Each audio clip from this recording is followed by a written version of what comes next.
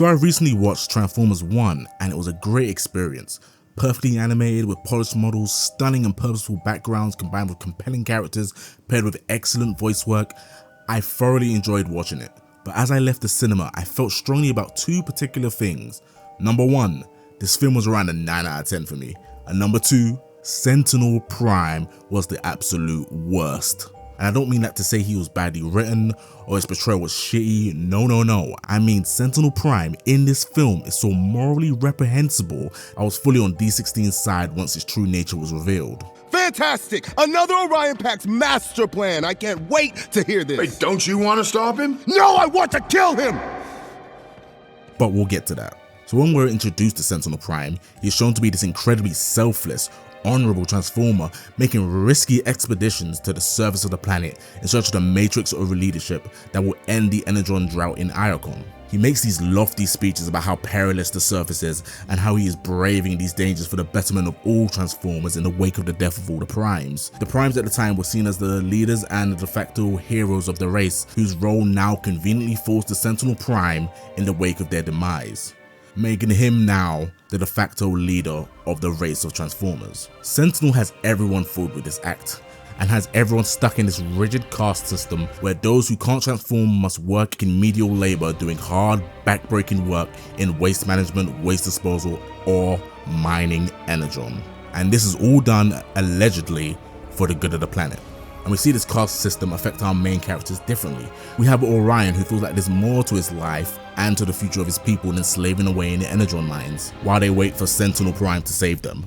There's Alita, who has bought straight into the mirage of the meritocracy of this caste system and believes if she just continues to work hard and tear down others in the system, then even a cogless transformer can make it to a position of real power. And then we have D16, who is just chugging the Sentinel Prime Kool-Aid. He is happy to work in the mines and put his faith in Sentinel till he saves the race. Before the revelations of the cave, he would have been cool just shucking and jiving in the mines, fingering the rocks for energon if Orion didn't intervene. So anyway, a lot of animated hijinks ensue, and our heroes plus B, yes, he is also in this film, Badassatron, make it to the cave. And it's here where we find out not all the Primes died in the war versus the Quintessons. One remained, Alpha Trion. And when he learns of Sentinel Prime, Sentinel is no Prime, he reveals the truth. Sentinel had made a deal with the Quintessons to lure all the Primes to one spot where they would proceed to be ambushed, overwhelmed, and murdered by the Quintessons. But it gets worse, because Sentinel Prime himself was in the mix carrying out the executions with them. This rat bastard joined in with the executions of his people's greatest warriors and was enjoying himself while doing it. He laughed as he cut down the pillars of his race, extinguishing the hope of his people for his own selfish gains. So let's talk about these gains, shall we? Sentinel did this in order to seize control of Iacon for himself by making a deal with the Quintessons where he would supply them with a constant supply of energon in exchange for a ceasefire. However, the caveat for this deal was that no Transformer was to ever step foot on the surface of the planet again, leading to the entire civilization of Iacon being forced underground where the cogless amongst them were made to mine for energon, doing this unknowingly to supply the very people that forced them underground in the first place. No machine benefited from this deal except Sentinel. With his betrayal, he became the unopposed leader of the race, a hero of stolen valor, just carrying on the legacy of the other Primes and a title of Prime which he had not earned. And it was because he had not earned this title that the matrix of leadership had disappeared with the death of its previous owner. Sentinel Prime was not worthy of being a leader. He was an opportunistic, murdering fraud, and the matrix of leadership knew that. However, this isn't even the only shocking revelation that happens in the cave. We find out that the reason that the miners and our main cast could not transform, Sentinel Prime had initiated a plan to physically remove the part of them that allows them to transform. The cog, an innate part of a transformer that allows them to transform, was stripped from every miner before they came online. Sentinel had essentially orchestrated the castration of a group of Transformers, making them unable to transform, and then enforced a caste system that would force them into a lower quality of life, working in the mines to farm energon for the endless debt he owed to the Quintessons.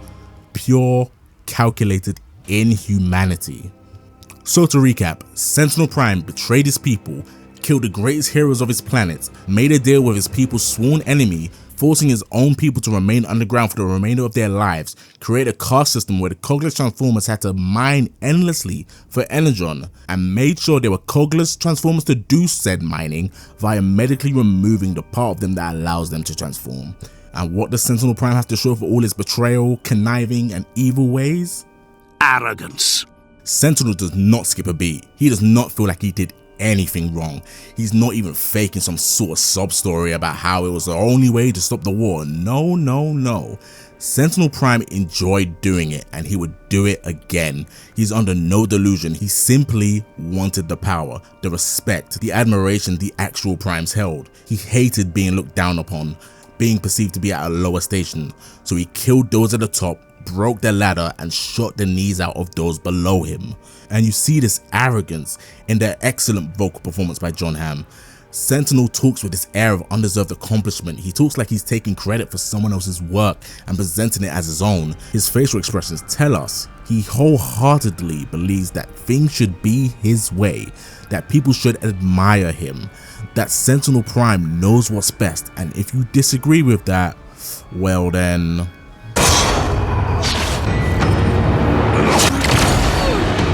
You will fall, and a new Prime will rise. You go again. I don't want to listen to any more speeches. There were others in the cave with you. Who are they?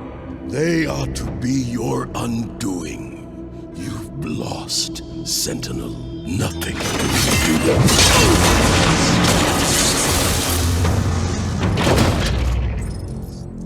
Oh, didn't I just say no speeches? You heard me, right?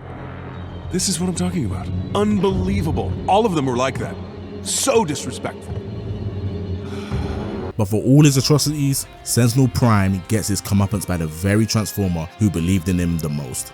D16 gladly accepted his lot in life. He accepted not being able to transform. He accepted working long hours to harvest energon in the dangerous mines. He accepted the caste system. He accepted the disrespect and bullying he received from Transformers that could transform on a daily basis. He accepted the reality that his hero Megatronius was dead. He accepted that Sentinel Prime was the new leader of his people. He accepted his lot in life until the veil was removed and he saw Sentinel Prime for what he truly was. And as he tore Sentinel Prime in half, one thought crossed my mind. Sentinel Prime got what he deserved.